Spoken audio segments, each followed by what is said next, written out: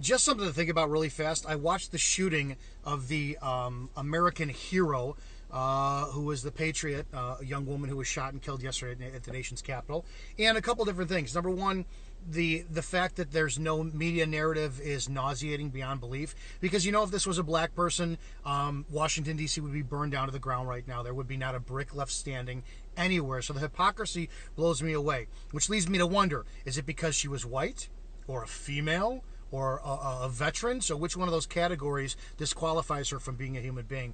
But what really made me curious is, again, just going off of the teeny tiny little evidence that was there, the video, cufflinks, French cuff shirt. I wear French cuff shirts. If you've ever seen my videos, it's cufflinks that I wear. They're typically a little bit longer than regular button cuff shirts. Now, I don't know what policy is for federal agents, Secret Service, municipal police who are dressed in plain clothes of the state's or nation's capital, but typically you want something that's a little bit more functional. So jewelry that can be kind of loose on a French cuff shirt, I don't know if that's going to be written in a policy.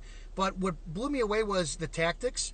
You had somebody who was going past a secure position and lean out into the hallway, take a step towards an advancing crowd and shoot. It was definitely murder. That was not any type of use of force. That was murder is what that was. There's no way that somebody could wind up, as you saw that the young woman was trying to climb through a window, glass window, so that means her hands were braced on the side. She posed no threat. So it definitely was murder. There's no question. Why is there no investigation right now? Kind of blows me away. But who was the shooter?